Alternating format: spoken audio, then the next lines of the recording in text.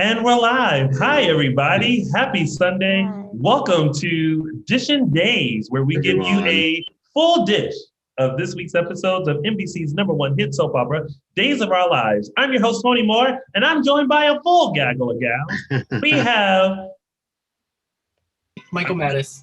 I didn't even have a clever line for you today, Michael Mattis. No clever line for you at all. And of course, joining us, you all have seen them here before. We are testing out new co-hosts, and we decided to bring them together to see when their day's knowledge powers combine, what they will come up with. So, introduce yourselves, starting with ladies first. Hi, everyone. If you didn't meet me last week, my name is Araceli, and I've been watching Days since 2006. Yeah, and I'm excited to be here again. Yay! And of course, who kicked everything off during our co-host search weeks? Hey guys, it's Justin Harold. Welcome. I'm glad to be back. Thanks for the love and attention, and yeah, thanks so much. Glad to be here. Yay! Well, if you guys haven't already, make sure you like us and follow us on all social media platforms. We are Dishin Days on Facebook and Instagram, and _Dishin Days on the Twitter. The @ is still 123 days in quarantine. Only 123.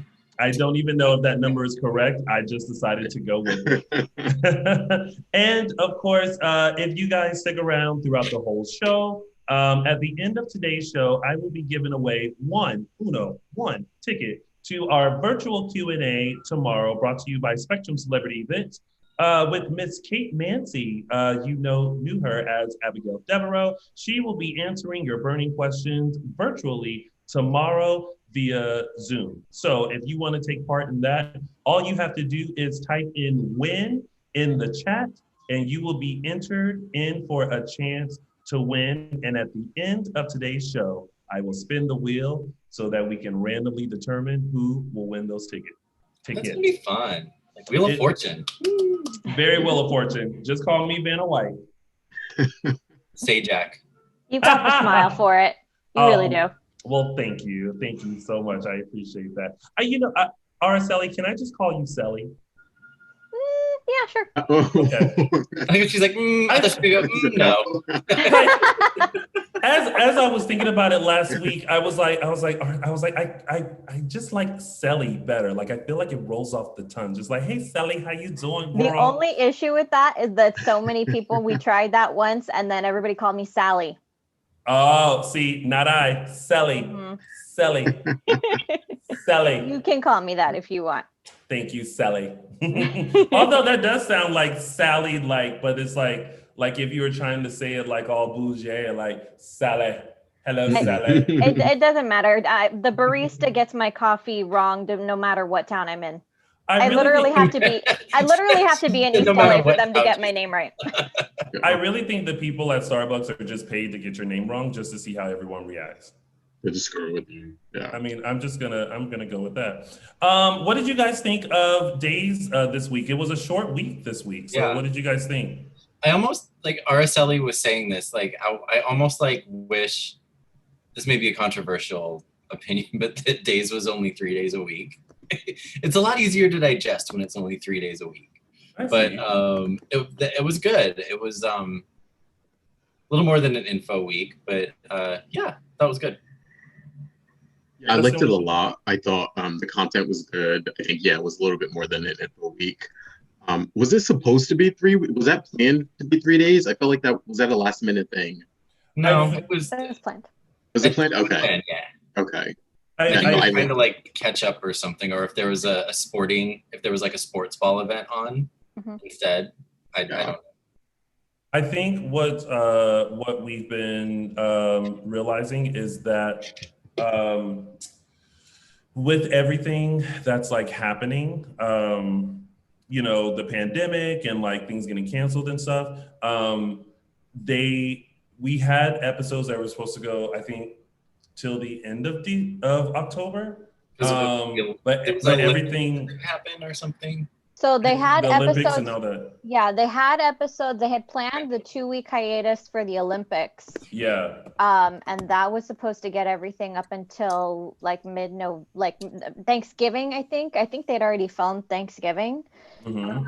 But because they had that 2-week gap where the Olympics were supposed to be, they have had to film it. So I believe what I read is that's October 19th is when those new episodes are going to start playing. And those are meant to kind of fill the gap between what was filmed so that the timeline catches up to it. On it. Like shuffling things around for now to get on track. Nice. All right. I thought this week was very focused on like one or two storylines.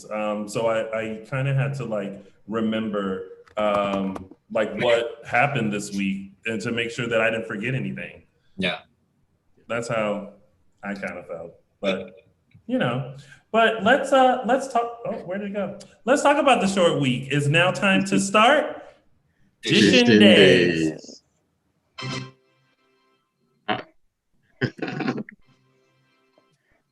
So presentational I am. All right, so let's kick things off with the very first storyline, which is Allie, Tripp, Nicole, Claire, Steve, Kayla, Justin, and Claire, like everybody. All right, so I'm just gonna ask this question now. Who do we believe? Allie or Tripp? Tripp.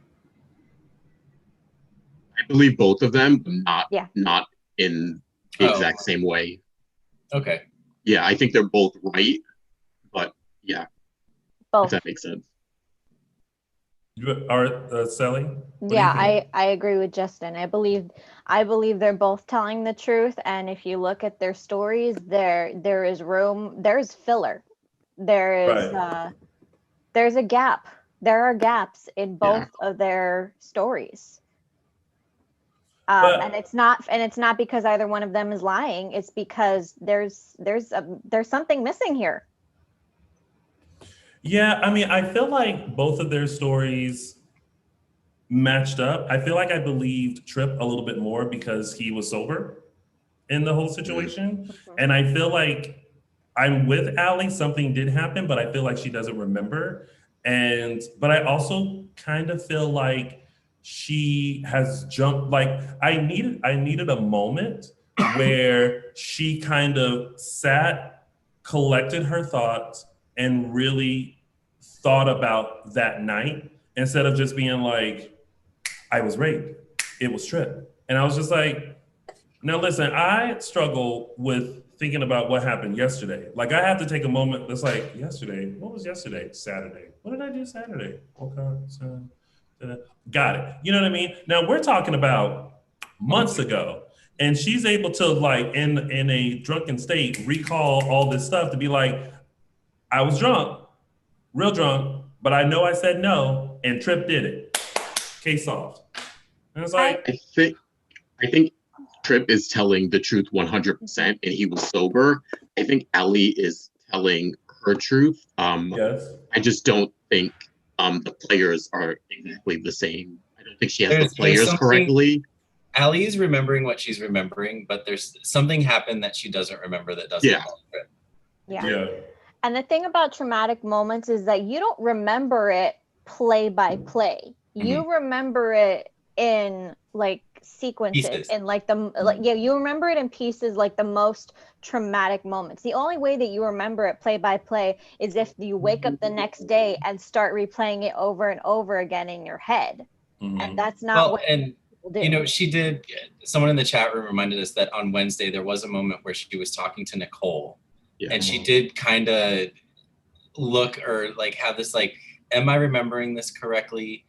He seems very adamant that he didn't do what I think he did. And so it kind of showed that there is maybe a little, excuse me, a little like doubt in her mind about if she's remembering everything or remembering properly. Yeah. Do we feel like, how do we feel about Nicole and her supporting Allie? do we feel like I don't want to say like she's pressuring Allie to like go full steam ahead with this, because maybe even Nicole was kind of thinking like, oh, well, maybe you're not remembering everything. But then like I got aggravated with Nicole because when she was talking to Kayla, she gave 9 Oh, of did the Michael Myers story, freeze? and then Oh, Kayla there asked he a is. question, and then she backed off. She was like, I don't want to say anymore. And then, huh? Did you freeze? froze. Or did I freeze? For, like, You froze a little bit. Oh no! Like you were like, eh. Oh no! I was saying some brilliant stuff too. I'm so brilliant. So then go back, Yeah, go back and give us the brilliance again. Mind, yeah. Okay, so I was aggravated with Nicole because when she was having the conversation with Kayla about what was going on, she gave Kayla 95% of what was going on, and then Kayla asked a follow-up question, and then Nicole was like, I don't want to say anymore, and then left. It's like, you already gave like all of what was going on. Now you don't want to say anymore? Like, come on. And so I was a little bit aggravated with Nicole, and I think, you know, from her perspective, she's obviously supporting Allie, but you know, if I don't know, I don't know. I was just trying to gauge how everybody else felt about it, because I'm a little weird about it. I agree with you on that point. I would also say that Nicole is just going straight into protective mama bear mode. Mm-hmm. You know, she kind of feels like a surrogate mother to Allie, and she's definitely been the one that's been most on Allie's side. And when that happens, it's not necessarily that she's trying to like attack Tripp, but it's like, what is she supposed to think when Tripp is in the apartment? Yeah. And, you know, she's accused, and he's not being combative, but he's being defensive, which is his right. But it's her right to protect this child that she's been charged with, because let's face it, Allie's kind of a child, into her home, and she's vowed to protect her. So that's where her mind goes immediately. I think Nicole's being, like you said, she's being a fearless sort of surrogate mother type, especially since Allie and her are now living together with the baby. I also think like you bring yourself and your experiences to the situation, and as we all know, like Nicole has a history of sexual assault in her past with her dad and being molested, and I was gonna got her into. Of that. I forgot about that her dad. Yeah, her dad got her into like pornography and all that sort of stuff when she was underage and all that. So I think like they're not taking it from that view, but it's sort of like that's part of her history, and she's sort of coming to the table with that, along with like being a protector and surrogate Allie. Though I would think that she's coming into it more of as a protector. I see her coming at that perspective, bringing that perspective as a victim of abuse into that, the way a mother would. I don't see her being overly trying to put her experiences on Allie per se, which is a good thing, because I have a feeling that Kayla might be. Well, right, because Kayla has the rape history. So yeah, obviously, like when Steve and Kayla are in the middle of this, they're kind of, you know, they've become on opposite sides, because Kayla hears this, and of course she's going to, because of her history with Tripp too, and because of what he had just told her like yesterday or a couple days ago about what he did to Ben, and then remembering what he did to her years ago, that she's obviously the seed of doubt is going to plant stronger in Kayla's brain than in Steve's brain, because of her past experience, because not just with Tripp, but because, you know, Jack raped her all the years ago. And, you know, then Steve's going into protective mode, got to protect his boy, and he's convinced that Tripp's telling the truth. So yeah, they're definitely coming from different experiences. What did y'all think of the I don't want to say confrontation, but like when Tripp went over to talk to Allie, what did you all think of that interaction? I was just like, don't do that, dude. Yeah. Don't go. I was like, dude, don't go there. Don't go there. Of course he had to. He's in defensive mode, but you're just like, no, bad idea. Don't do that. But he did. And of course, Nicole walked in on the moment that they were struggling over the phone. But I think, you know, Tripp is just in defensive mode because he knows he didn't do what he's capable of. And what I'm what me and all of the chat room is waiting for is like, why don't they just have the baby take a DNA test? Then if the baby comes out not his, but DNA tests have a history in Salem of being switched and swapped and folks. Yeah. Yeah. So even then, it may not help the situation.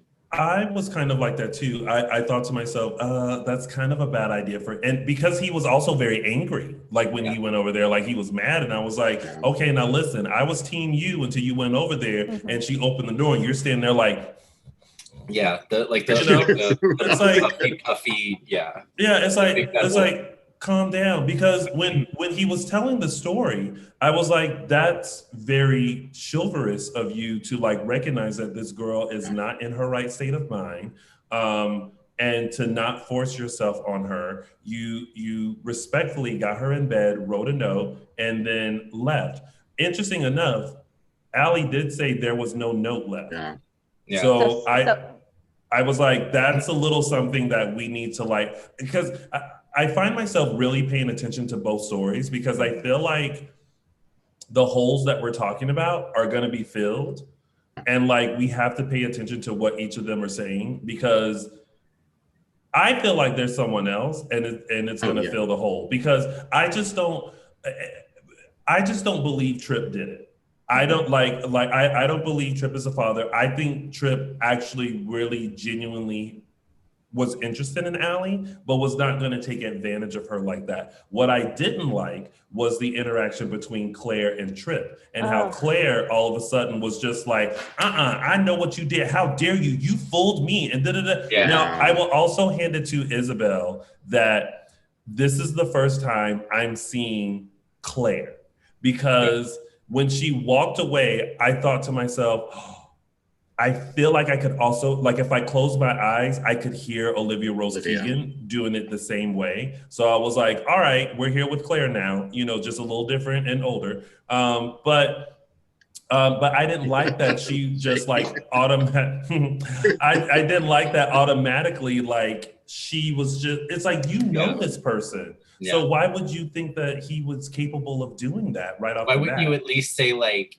there was no, the immediate reaction from Claire was like, he did it. He definitely, there was no like, oh, I don't know. There was no doubt. Which was an interesting contrast, because I felt like her talk with Allie was really like nuanced and really sort of fair and balanced. About like, this isn't the guy I know, but you're also bringing up the points and I want to believe you, but I know this guy Tripp and we were together and I was in love / obsessed with him.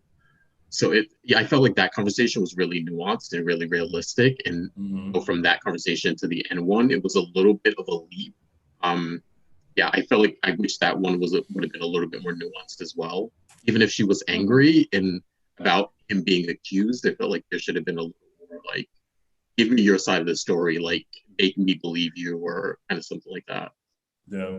And the thing that really gets me, what really just made me cringe during those scenes, was that if you remember back when Claire had her breakdown, she is the one who held a knife to Tripp's throat.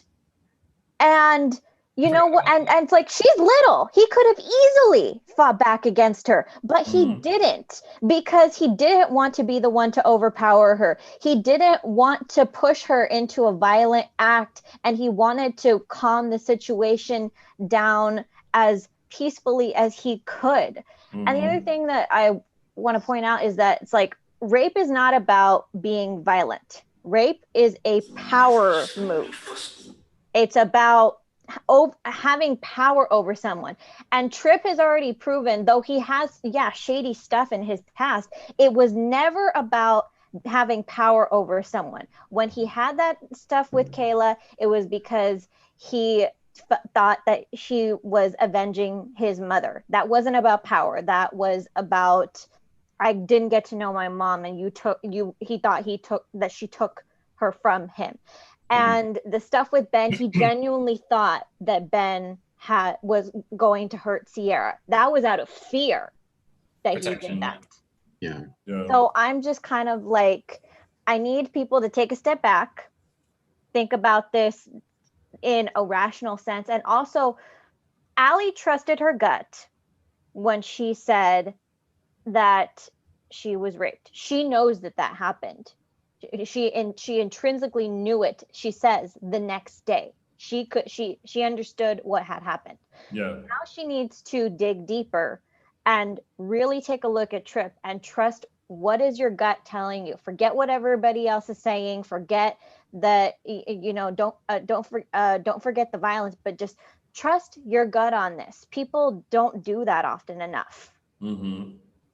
Yeah, you're right about that. Yeah. Like it's kind of like, we know that yes, there was a rape involved. We just don't know who. Yeah. Mm-hmm. Who did it. And someone mentioned in the chat, I think they're inserting 8 episodes to kind of catch up with everything. Someone mentioned that they wish those 8 episodes was featured what happened in London. That would have been That would nice. have been good. To just kind of like take us back there to see like what their interaction Like they was did with and Mother's everything. Day last year, yeah. Yeah. Oh yeah. When they did the time jump and they took us back to that day. Yeah. So that's what makes. I'm wondering if everyone is seeing the story how I'm seeing it. The way I'm seeing it is not a he said she said, but more of like putting the pieces of the puzzle together. Yeah, exactly. So I'm wondering if the audience is seeing that way, and if that's the way the show is portraying it, and not a typical like that she said. Because I think we're supposed to believe Tripp, especially when he says he never even slept with her. Right. And then we're supposed to believe Allie that she was raped, but not necessarily by him. So I'm wondering if are other people seeing that, or are other people seeing a he said she said storyline? I don't know. In the chat room, let us know how you seeing it. Are you seeing it as a he said she said, or are you seeing it as like we're putting the pieces of the puzzle together? Because I think it's puzzle. I think it's pieces of the puzzle together because that's how muddled. I see it. It gets muddled when she gets tucked in the bed. That's where it gets muddled. Yeah, I see it as muddled on Allie's side, not about being raped, but who did it. Who did it? Because Tripp was like, I took I don't and went home. Muddled. Yeah, I don't think it's muddled on Tripp's side. I don't think there are any real holes in his story. Mm-hmm. I think it's.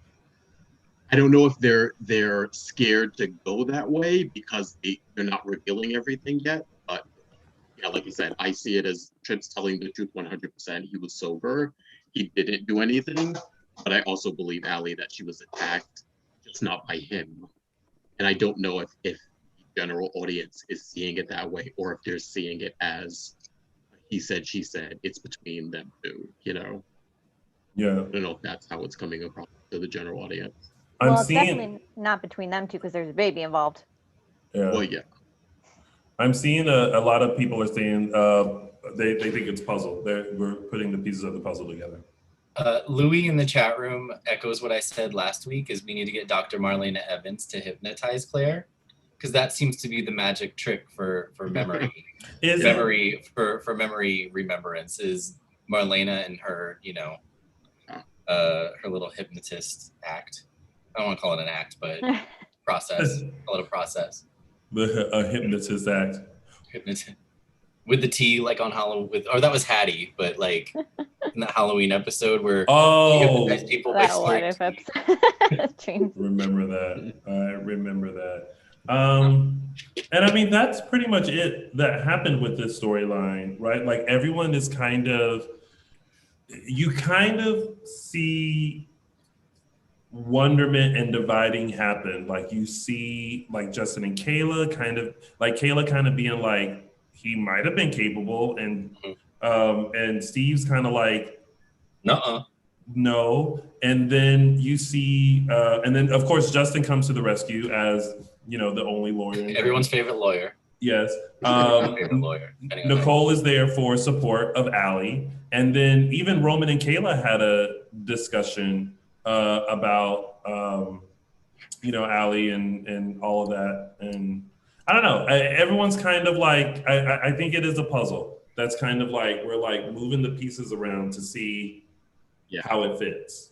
I want to know if they're going to make that. Okay, so we all mentioned that note. I wonder if whoever moved the note still has it, and that's how we're gonna find out who did it, if whoever did it kept the note, if that's how it's going to be. Because sometimes Days does this where there's a piece of evidence, and then that piece of evidence is found on or at whoever's, dwelling or on their person or whatever. So I'm wondering if that's going to be like the key to figuring this out.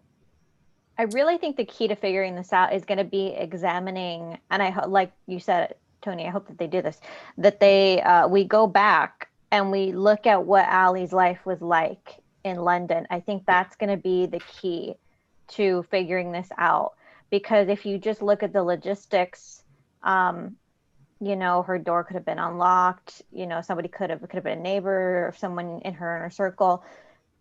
We need to examine what her life was like back then, because Tripp knew her for a night. Let's be honest. He can't provide any more information than he already has. Yeah. So it's going to be up to Ali to figure this out. And I hope that this wraps up this week or next, because if this is allowed to go on further, then it does become a he said, she said storyline, and I'm not for that. Yeah. Well, they are moving pretty quickly with it already, so hopefully it's not one of those that they're just going to drag out for months. And yeah. And someone in the Dylan Matthews, call Maury. We always need Maury. Can you imagine if, like, maybe for the Halloween episode, like it's all Maury eccentric? The door and you open it up. God. It's like, hey, everybody. Not for this storyline. Not for the no. Maybe for Jan. Oh Lord. I think Man. I think what they should do for the Halloween episode is have someone dress up as Maury, and all the questionable kids come on stage looking for their dad, and Maury says either like, who is the father? Just for all of them. Start with Will, then go to like Ali, and then go to just go through everybody. Maybe even just have Sammy featured in all her kids. Interesting. Is anybody really interested to see what Johnny looks like now? Yes, I'm interested in seeing what Johnny and Sydney look like. That's right. Yeah, I mean, especially like I just think about like I know why Ali left Sammy, but Johnny's her twin. I'm really curious what's their relationship now. I hope that they're thinking about that. That's right. I keep wanting to age Sydney to their age too, but she's still like a couple of years behind. Yeah, a few years behind. But I think she's only 2 years younger, so I mean she should still be like 19 now or 20. So yeah. Because what would, like, if Ali is like a sensible combination of Sammy and Lucas, right? Then like, how is Johnny being like Sammy and EJ's kid? Like is he a little more bougie and more proper, but still like conniving? I feel like he would probably have some of his dad's common sense. Because, I think EJ always had these moments where he was always he always just thought in more grounded terms than Sammy. Like, I think back to when Will came out and Sammy just flipped the hell out and EJ was like, okay, I knew, whatever. And he's like, and he was the one to talk Sammy off the ledge. It's like, this is your child. This is just who he is. So I feel in that sense, like the perfect casting of Johnny would probably be like having his dad's more grounded nature. Especially because Ali does kind of take after Sammy in that she goes from 0 to 60. Yeah. Especially when she's around Sammy. So Dylan Matthews said, didn't they say Johnny was the exact same as Ali? He is a drunk and a partier. Didn't Lucas go over to check on Johnny? That I'm not sure. And then Jason L said Johnny will be the new Stefano. Rafe went to sort of straighten Johnny out when he was having issues. But that was when that was before the thesaurus. So I don't know if we're supposed to think that carry that over, but I kind of see Johnny as more conniving, because I think we have to get sort of troublemaker kid from Sammy. Will's not like that. I think we're getting some kind of stubbornness from Allie, but she's not a schemer. I think either Johnny or Sydney would probably fill that role, considering they're both EJ's kids and Sammy's kids. Yeah. But I also see them as more. I think if Allie's sort of the one rebelling against Sammy, I could see Johnny and Sydney sort of being like mom and his kids. And yeah, I could see Allie being the rebellious one in terms of getting away from Sammy, but I think sort of Sydney and Johnny are very much ingratiated and enthralled with sort of being, Sammy's children, and I think they see a different side of her. Ron, can we just cast these people in the new year so that we can have, the speculation be over with? I think what we're all saying here is we need all these kids here so that we know. Yeah. You know what's weird is now that I look at, and we'll talk about him later, the guy who plays Charlie, Mike Manning.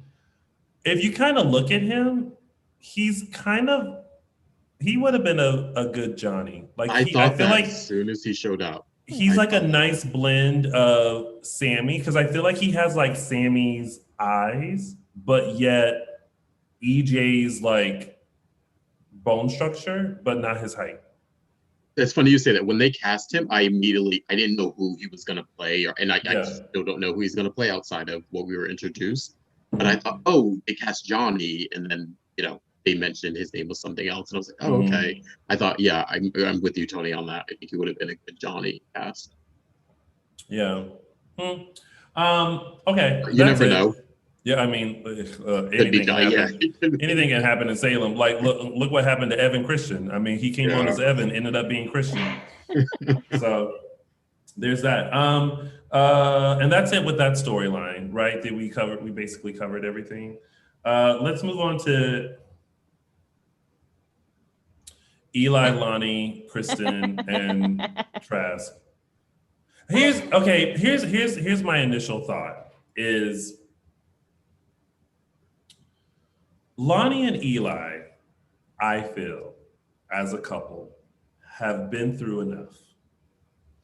And now here we are with Eli being in this predicament of saving Lani from going to prison by having Kristen confess to what she did, because Trask is so hell-bent on getting Kristen. Like Trask, you're not the first person to want to take care of a Demera.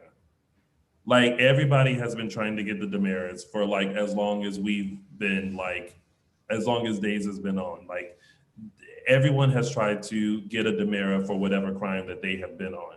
Like, who has been successful? No one. So why this? Because Kristen killed her daughter. Is that what you're asking? Like, what the motive? Why she's so hell-bent on getting Kristen? Because Kristen's the one that... Yeah, I mean, we know the motive, but it's kind of like, do you really think you got her? Yes, he does. Do you really think that Kristen is going to go to jail? I mean, she's going to now. She has it on. Eli's going to give her. Well, I guess we don't know that yet. Eli has the recording of Kristen. Mm-hmm. Now the question is, will he actually go through and give it? Because if he does, then that's him betraying the BFF of his wife. Lani's going to be upset. She needs to stay grounded and stable because of her pregnancy. So I'm curious to see, he went through with the recording, but is he going to follow through? And also, does he not trust that Kristen was going to protect Lani? I don't know. The problem is that if it's a choice, the problem is that if it's a choice, and this goes for both Eli and Kristen, if it's a choice between your child and a friend, you're going to choose your child. Of course. So if push comes to shove, I think Eli feels that Kristen will choose Rachel over Lani, which is her right as a mother, but then then she shouldn't have put Lani in that position in the first place. And I get, you can't go back and... Well, did Kristen put Lani in the position? Did Kristen make Lani, help, like, did she make Lani help her escape? No, Lani kind of, did it on her own. Not on her own, but she made the decision to help Kristen. Yeah. So it's not really like, you can't blame Kristen. Lani was willing. She was a willing participant in what she did. So basically, Kristen's next steps may help Eli make his decision. True, yeah. So we don't know what Kristen's going to do. What Kristen might do, what Kristen will do may dictate what Eli did. What Eli did. Like in this twist though, I'm liking Eli more of like I get this more of like I'm gonna go after Kristen and help Trask get her because it's my wife. Yeah, and exactly. I'm liking that more, and that to me is understandable more so than before, where it was about him just kind of being angry and like for the betterment of justice. I kind of never bought that fully. So I'm at least I feel like he has like an actual motive now to like go after Kristen and to keep Bonnie safe, and if he's going to make a choice, it's going to be of course Bonnie and his children. Yeah. I love that Trask was just like negotiating all of this to like, listen, this is where we at, okay? If you want to save your boo and make sure that she don't have them children in jail, then I'm gonna need a confession from Kristen, or she's going down too. What's it gonna be? I was like, oh, and for a second I was like, y'all can do that? There's just negotiations like that? As the DA? Of course, it's Salem. It's Salem. Yeah. It's Salem. It's like I scratch my back. Yeah. Wait, you scratch my back, I scratch yours. Mm-hmm. And it's also that she knows she has him. It's not like when she was trying Sammy all those years ago and she was working with like this information and that information and this person's lying and that person's saying something. No, she knows she's got them over a barrel. She's got all the cards. So why not use them? What do you think it's going to do to whatever the end result is? What do you think it's going to do to Lani and Eli? That's the bigger question. Because right now they being tested. I mean, depending on which way it goes, they're either going to, have a rift between them, or they're going to be closer together, depending on how it goes.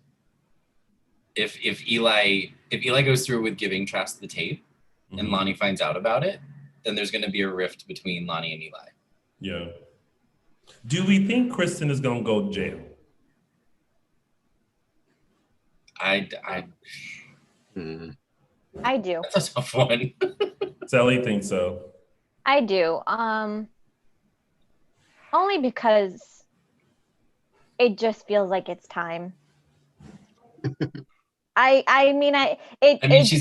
She's gotten out of it, Exactly. It's just in like true soap fashion. It would be like, now that she's a changed person, now that she finally has her man and the child that she's always wanted, now she would finally get caught and really pay the price. That's what you call irony, children.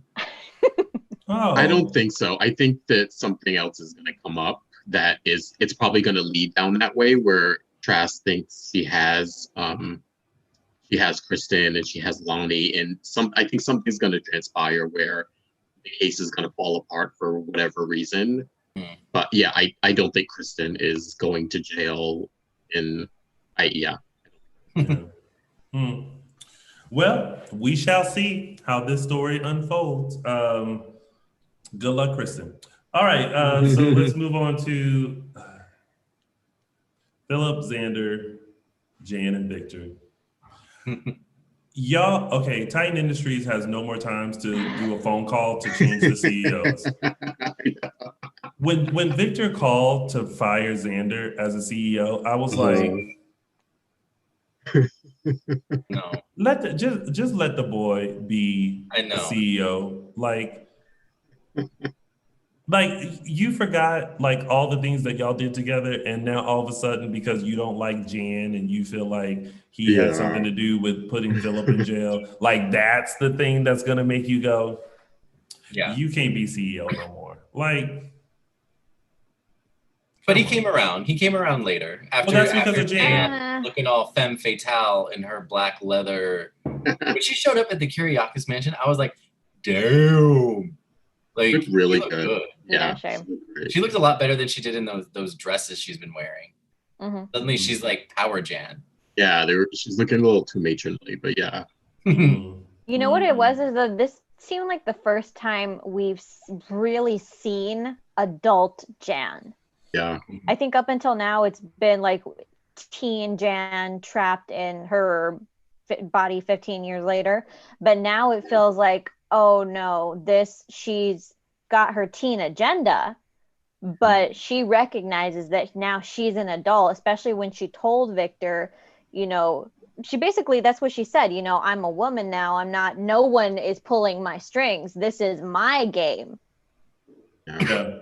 Do you think this opens the door for a Xander Jan like working together? Oh, working together. I thought you were gonna go the No, working together. Because I honestly hope it doesn't, because Sarah already laid the law like, look, but you want to be with me? Don't go there.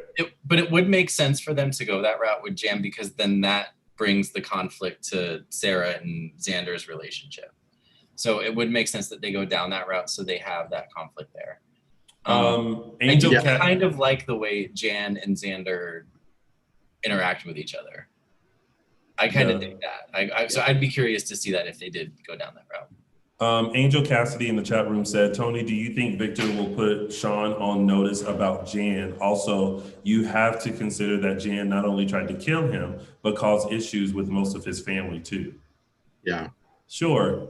I mean, who hasn't caused issues with like all throughout Salem? Like, if we continue to think about like the history of Salem, like we'll be exhausted. Yeah. Like everyone should hate everybody by now.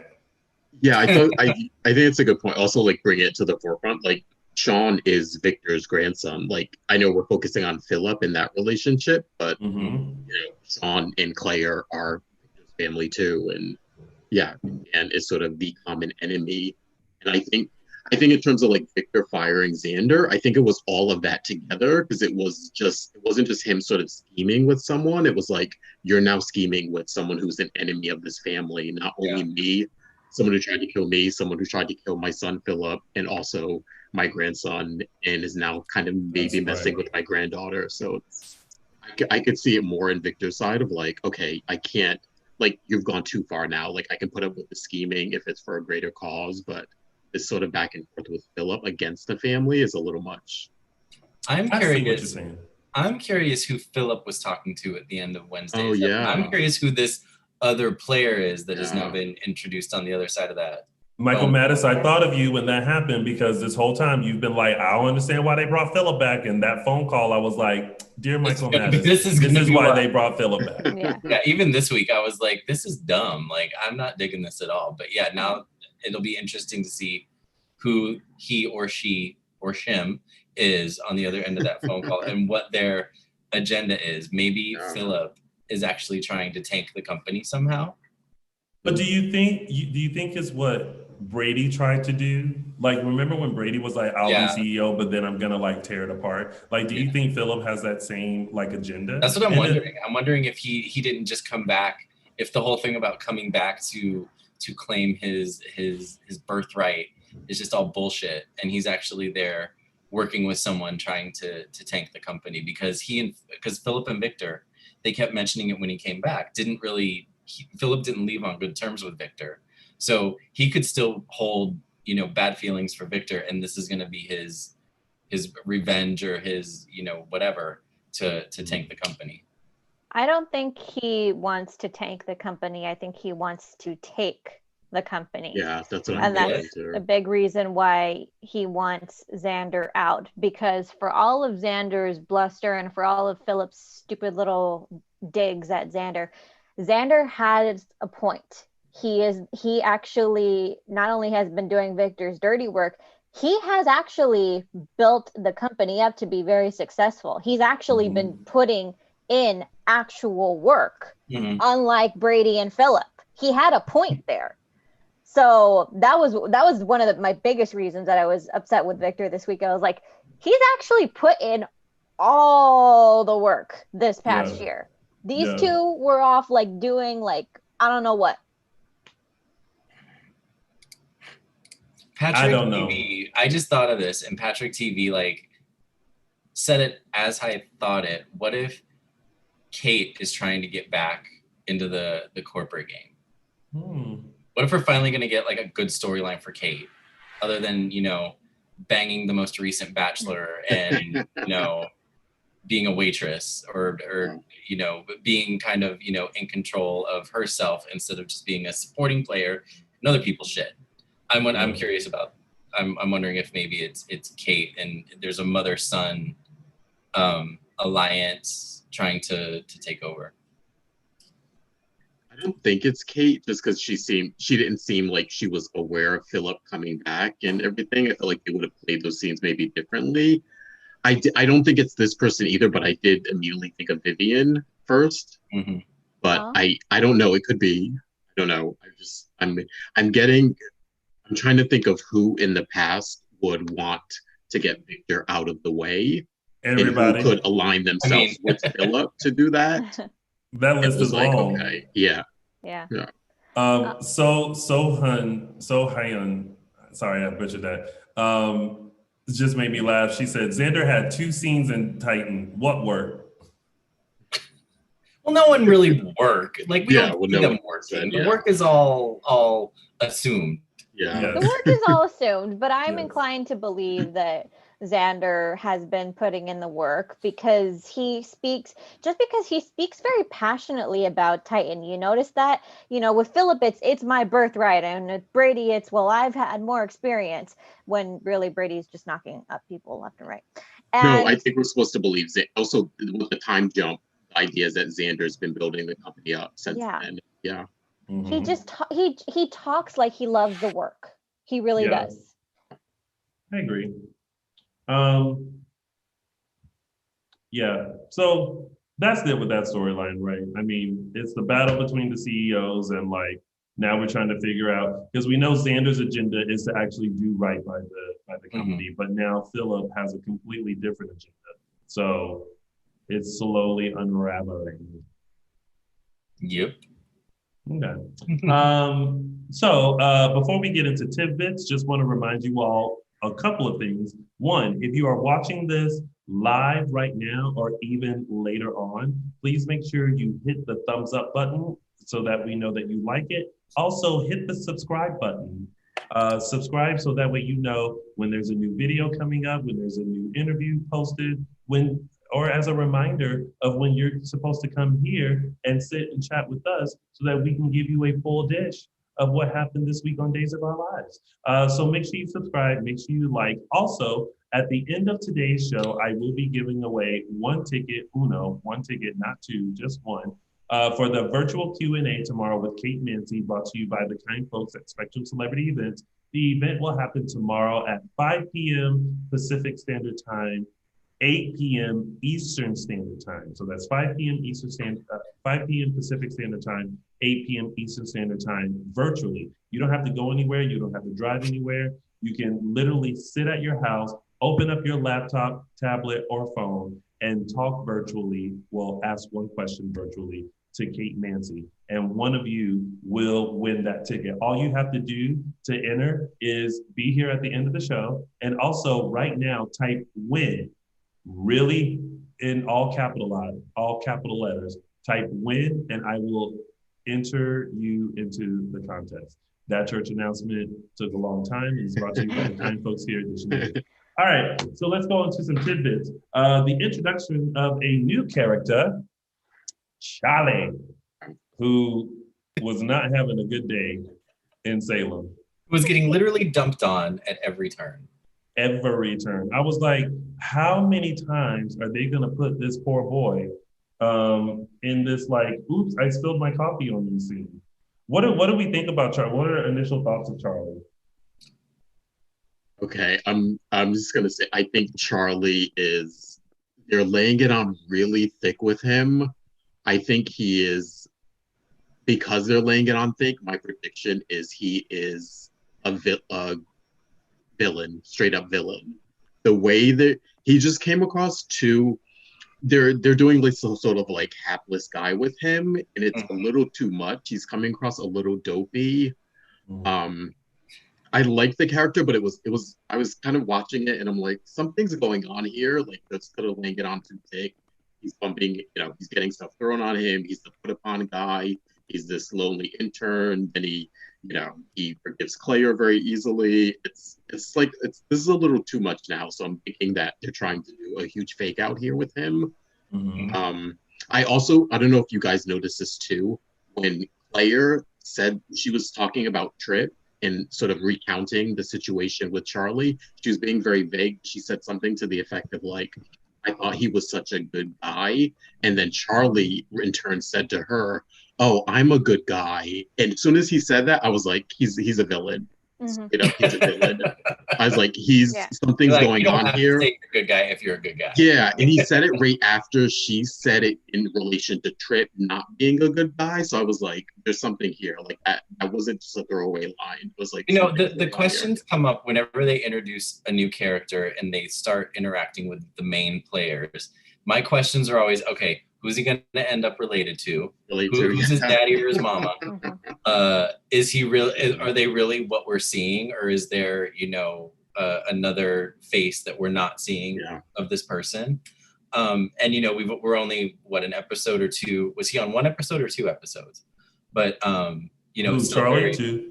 Yeah, very very early to see who he's. It's like, okay, who's he connected with already? And then, what's his past? Those are all the questions that we still need to know. All I know is that I do not trust a man who has had a bad day at work like he had and can't even muster up a sarcastic comment. Well, he is, it's his... That's an intern, though. It's an intern. He's like at the bottom of the totem pole. And they'll show up with a smile. Like, I know that from working here. Like, interns, especially when they first start, are bright-eyed, bushy-tail, and they're just happy to be in the door. In the office, yes, but when you're off the clock and with your friends, and you ask your friends about how your day was, even a stranger on the street, it's like, oh, it's been one of those days. Just like something. Just, no, don't trust it. Don't trust it. Yeah. They also didn't do the gaffe where like they usually what they would have had him do is like talk bad about Philip and Xander and then have Claire reveal like they're my family, so it makes it look like he put his foot in his mouth, and they didn't do that. They had him sort of be like, oh golly gee, like this is what happened to me and my bosses, and it was just like, yeah, like that would have been the person to like sort of bitch and complain about too, like some random stranger who is trying to sort of make it up to you, and they didn't have him do that, and so it was like, it was too much, a little too much. Claire was too busy looking in his eyes thinking, so this is love. Mm-hmm. So this is call us love. Jaded 21st century people, but he's up to no good. Something's going on there. I didn't get a bad vibe from him. I just got that like, I don't know, like how all new characters come in, they're just kind of there, and then we'll see how often we keep seeing him, and how his story is going to unfold. It's kind of like with Evan Christian. We thought he was like the sweetest thing, and he was great with kids, and then we were just like, but what's his story? And then when they hit us with the 1-2 punch, uppercut, jab in the throat, we were just like, oh. So I think that's going to be the same for Charlie. I also had this random thought too, and Dwight just mentioned it. This is now the second person from a real world franchise that has been on Days of Our Lives. Mm-hmm. Oh, he's from the real world? Oh. I think he was on the real world. DC, right? Sure. I think it was DC. And Kyle Brandt was from Chicago. Yeah. He played Philip. Yeah. Mm-hmm. Okay. So, note to self, get on the real world, get on Days. Got it. I think you're past the age limit, Tony. How dare you, Michael Mattis? Yeah. Don't try to push me on Big Brother. I think they want under 25, not over 35. Hey, I'm there too. But I'm not trying to get on the real world, so. But I still look it. Sure, go with that. The shade. As long as you think you look good, that's what matters. Confidence. Thank you, Sally. Thank you, Justin. Michael Mattis. They're the newbies. They have So you're looking for 3 new co-hosts, Tony? Yes. Oh yeah, okay. No, I need Michael Mattis. I use him a lot. All right. So that's pretty much it with them. They met. There seems to be something. There's that. All right. Let's get to Hope, Ben, and Vincent. Okay. Here's another question. Do y'all think he shot Sierra? Do y'all really think he shot Sierra? No. I don't believe a word coming out of his mouth. Absolutely not. You know what? You know what's funny? You know what I thought for 2 seconds? I was like, he stashed her somewhere, and the reason why she hasn't ran back is because she thinks she's Wendy. And again, he stashed her somewhere and what? He injected her with a drug. Mm-hmm. She now thinks she's Wendy, and she's stashed somewhere. Yeah. I thought you said she was winning, and I'm like, winning? No. That's a good theory. I mean, that could make sense. Yeah. I mean, I still like my theory that she got out of the car and was just like, listen, don't tell nobody, okay? Right. I am gone. I am tired. I don't want to be kidnapped no more, punched. Like, I am tired. She's at a pool in Palm Springs drinking a mimosa. A mimosa, just like not a care in the world. Just living her best life for a second. And then she's like, I'll send for Ben. I'll let him know. I think he pulled a Jan. Yeah. I think he pulled a Jan and has got her locked in a cage somewhere. Oh, Lord. Yeah. Someone, Kevin in the chat room mentioned Hope said her teeth didn't match.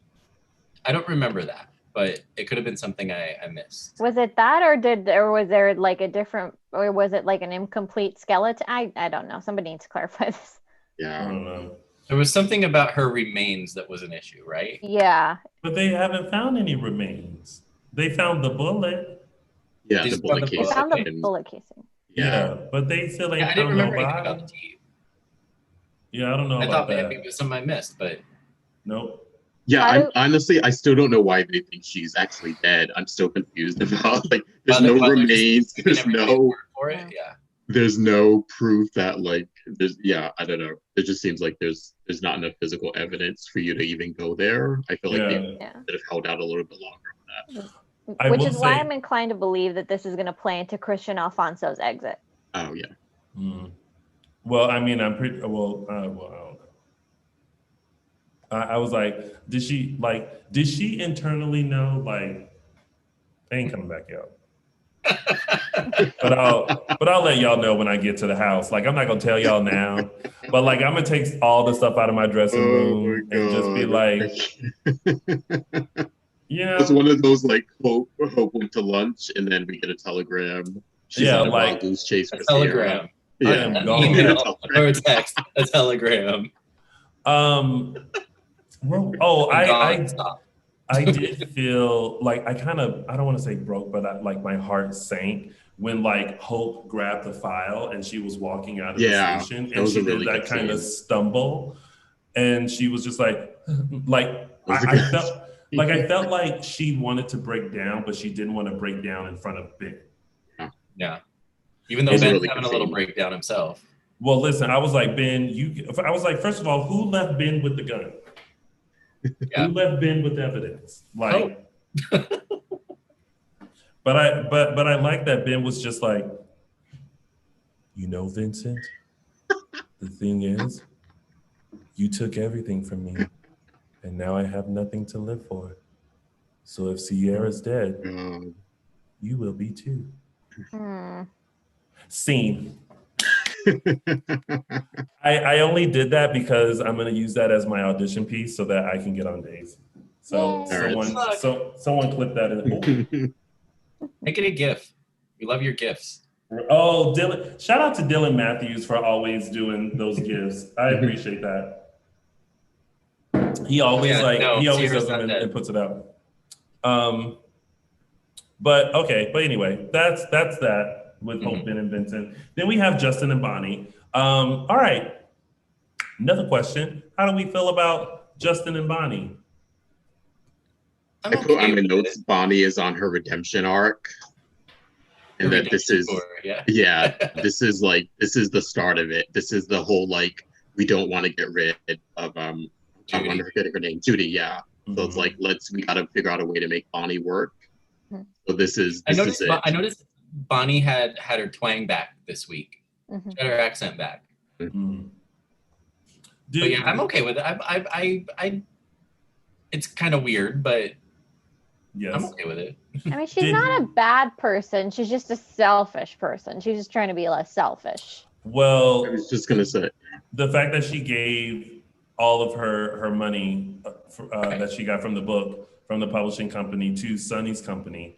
My first thought was, so you didn't keep nothing for yourself? Like you gave the whole settlement? Like $10 or a couple hundred. It would have been just as effective if she was like, I'm donating half. The idea is like she got this huge thing of money and it's like, okay, wow, you're giving half. Like that's great. Generous. Yeah. But she's really on this redemption line. I gave all of it. And I was like, you gave all of it? Like if she got $4 million, like she didn't keep $2 for herself. To be like, $4 million?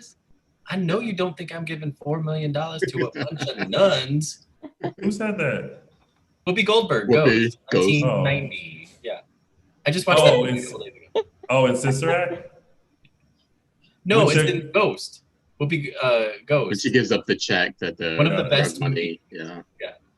Got it. All I know from Ghost is Molly, you in danger, girl.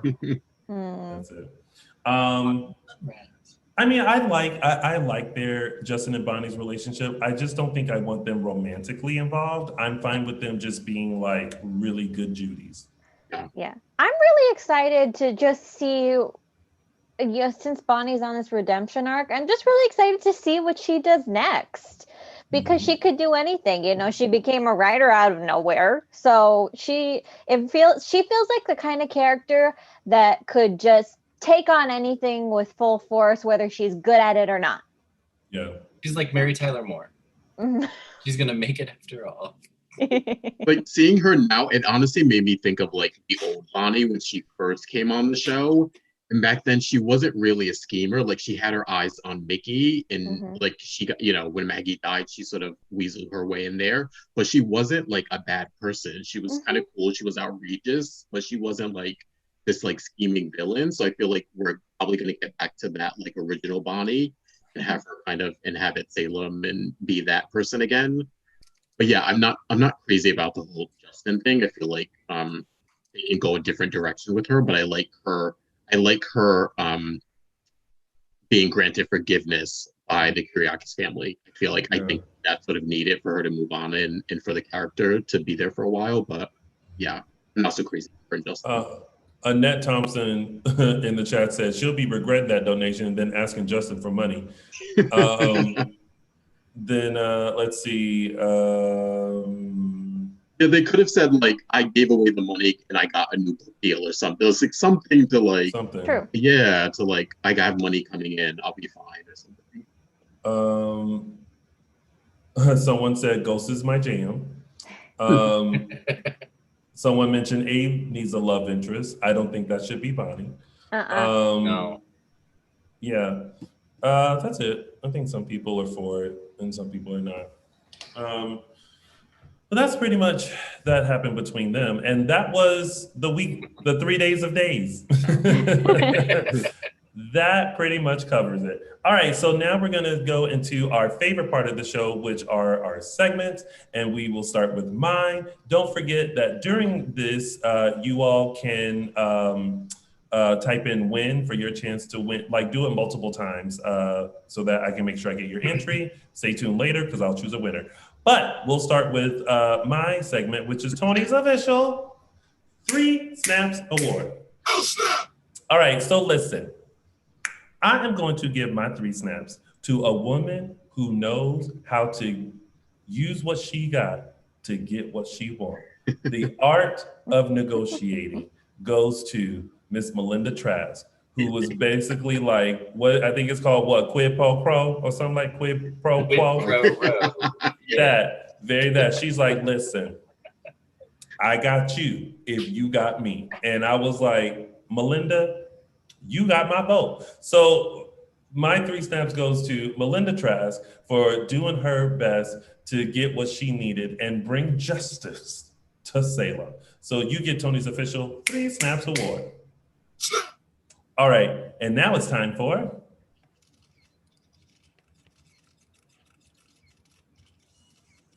Caption That. All right, this week's Caption That photo comes courtesy of everybody's favorite new intern who seems to be a magnet for wayward beverages. And this week's caption goes to Connie Grant from Instagram with her caption, well, if that's the worst thing that happens to me in Salem, then it's a good day. Let me tell you, it's LOL, only the beginning. LOL. It's just beginning, yeah.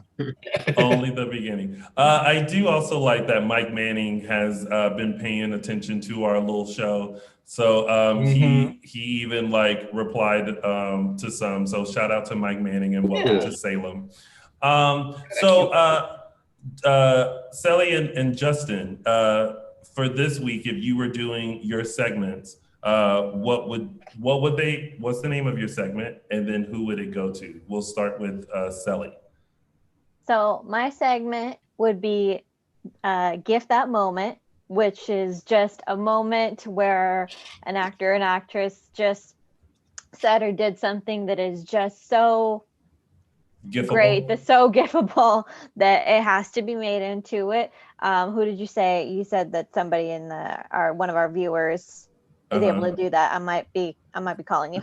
Oh, Dylan Matthews. Yes. Might have to pull him into this. So my segment would be Gift That Moment, and my moment would go to, once again this week, Miss Jan Spears, who walked straight into Victor's living room in that tight ass dress with no fear and no doubt. Like, I own this house. I own 51% of this lousy company. Okay, that's a good giftable moment. Justin, what about you? If you had your segment today, what's the name of it? What is it, and who would it go to? I'm still toying with the name, but I'm thinking more of like the Days flashback. Because we started talking about like history and how some storylines will relate to others.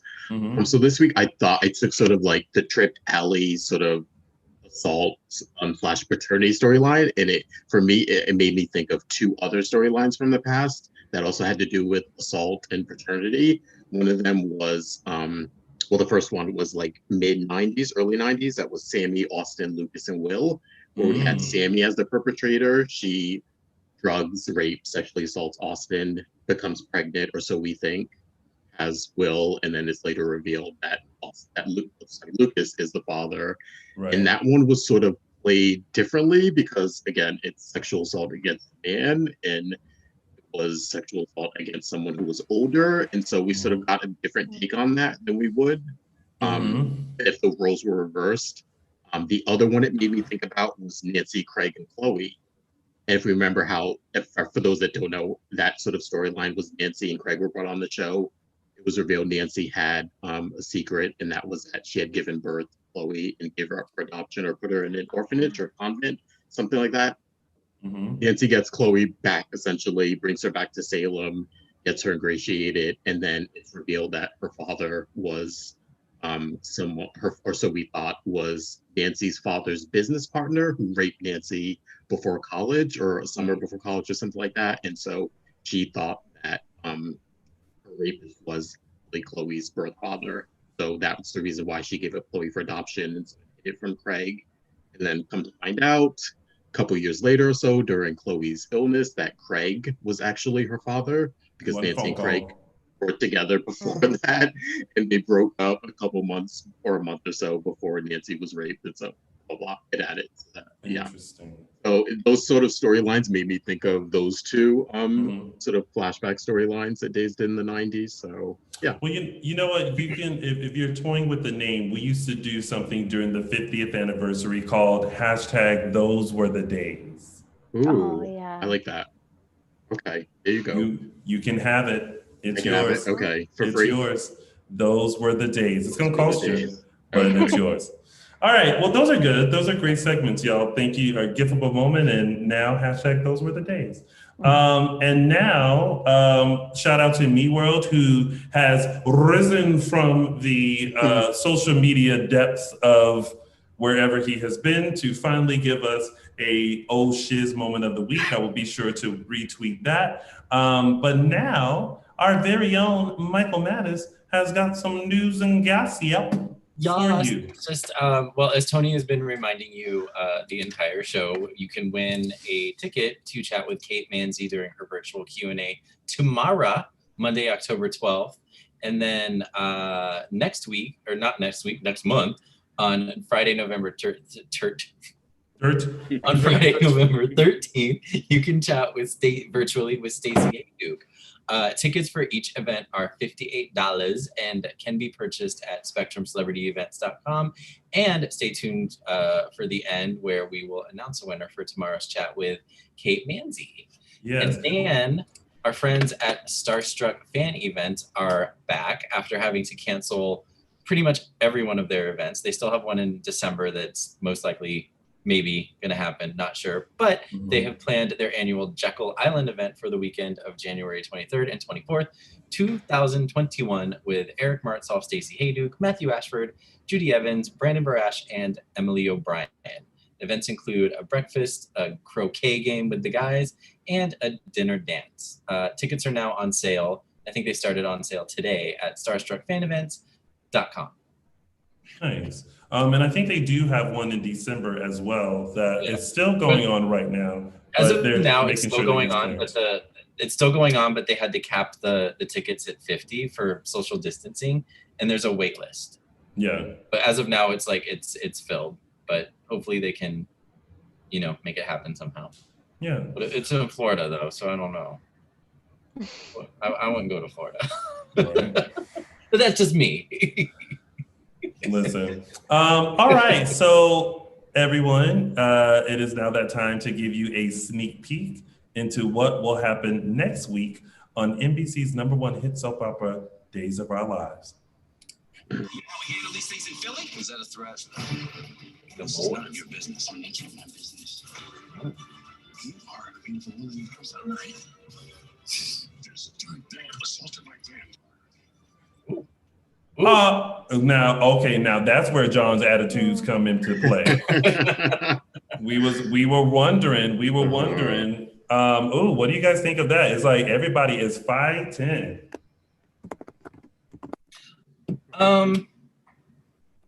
I'm all for drama. Yeah. So we're looking like Charlie. Yeah, we're looking like there's a connection between Charlie and Tripp. Okay. I hope so. Yeah. Anytime I see two dudes standing like that, and this is the porno head in me. I know. That's waiting for you. And they're the same height too. It's like, are they gonna? No, they're not. They're not. I see that and I'm thinking West Side Story, honestly. Oh. I just think like they're going to go nose to nose and then they're going to like break into a dance number. Yeah. That is hilarious. Yeah. I don't know. It's going to be a lot of scuffles going on next week. So I'm anxious to see Tripp and Charlie's interaction. Yeah, I want to know what their history is and what's been happening or what happened. What had happened? Mm-hmm. I love that line from Jake. You want to see how we handle things in Philly? And he brings out a cheesesteak and just eats it. That's how they do it. Yeah. I want Philip to get punched. I just want Sarah to be the one to do it. Do y'all did y'all see the touch of the hands with Philip and Sarah? I wonder if Philip's trying to, get in on the animal man. That's one couple that we're just like, listen, they've been through a lot. Like, let them live for a second. Exactly. Although I think we say that a lot for a lot of people. For a minute. All right, so y'all, it is now that time to choose a winner of the Kate Manzi ticket for tomorrow. Now, just to remind you, This event happens tomorrow, Monday, October 12th at 5 p.m. Pacific Standard Time, 8 p.m. Eastern Standard Time. This event is brought to you by the kind folks at SpectrumCelebrityEvents.com. For ticket details and more information, please make sure you go to SpectrumCelebrityEvents.com. That's SpectrumCelebrityEvents.com. Actually, Michael Mattis and I attended Salem Proud this past weekend with Freddie Smith, Chandler Massey, Christopher Sean, Greg Ricker, and Mark Kelly. And we had who was half naked half the time. Chandler Massey showed us all his muscles, and we were here for it. Like, also, Mark J. Freeman. I was like, is he doubling? Is he doing an OnlyFans with another phone like, off to the side? Mark J. Freeman was there too as Lorraine Love. So yeah, she was in full drag form. So, and I in my rainbow garb. It was a really, really fun time. So if you guys have not participated in these virtual Q&As, please make sure you do. And right now, someone is going to win a ticket for Kate Mansi tomorrow. Now, if you are the winner, please make sure you DM us on Instagram or tweet us on Twitter so that you can give us your first and last name and email information. And the folks at Scott and Matt of Spectrum Celebrity Events will contact you with details. All right, are we ready to see who the winner is? Spin that wheel.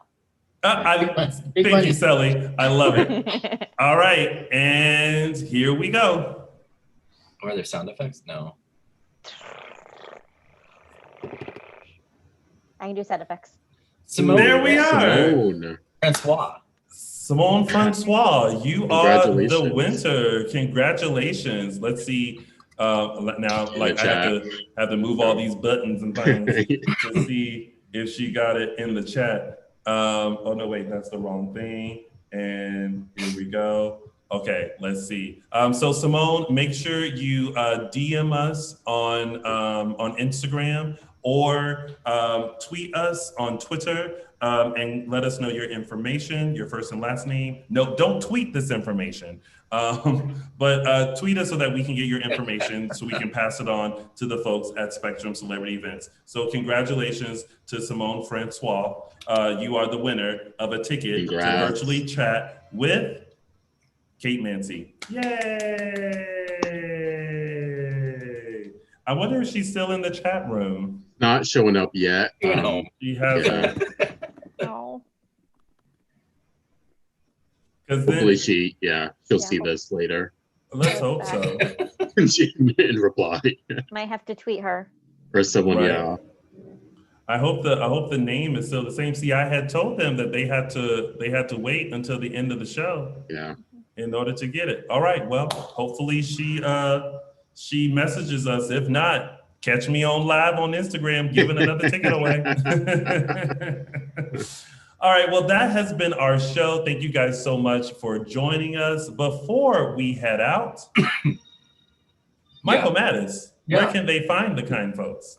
You can find me on Instagram and Twitter at MLMattis, and you can still get your waterproof antibacterial face masks. You can follow face.mark on Instagram, and from there you can find the website, or you can just DM to purchase one off Instagram. Oh, Simone's came on. Yeah, I did. I just saw it. Message us on Facebook. Dishin Days. Okay, perfect. Oh, I missed the presentation. I love seeing the presentation. See you again next week. Sally, where can they find you on social media? You can find me on Twitter at Tia323Araceli. And Justin, how about you? You can find me on Instagram at Justin Lee Harold. And you can find all of us, Dishin Days on Facebook and Instagram, _Dishin Days on Twitter. And of course, you can find little old chocolate me on all social media platforms at Lounging with Tony. And don't forget to check out my newest streaming web show, More Please, coming to you live every Monday at 4:30 p.m. Pacific Standard Time, 7:30 p.m. Pacific Standard Time, And also this Tuesday, October 13th, make sure you set those DVRs to NBC at 8 p.m. to find out if yours Yes. truly is the weakest link. That's right. I Yeah. will be on the weakest link this Tuesday, which is hosted by Jane Lynch. So make sure you all check that out. Tuesday, October 13th, 8 p.m. on NBC. Thank you guys so much for tuning in. And as always, we will be back next Sunday for another full dish of this week's episode or next week's episode of NBC's #1 hit soap opera, Days of Our Lives. Thank you, Justin and Sally, for joining us today. Thank you for Thank having us. you. Good show. And we will see you guys next week. Bye, everybody. Everyone. Hi, everyone. Thanks. And that moment where you gotta find, there it is. Bye. Bye.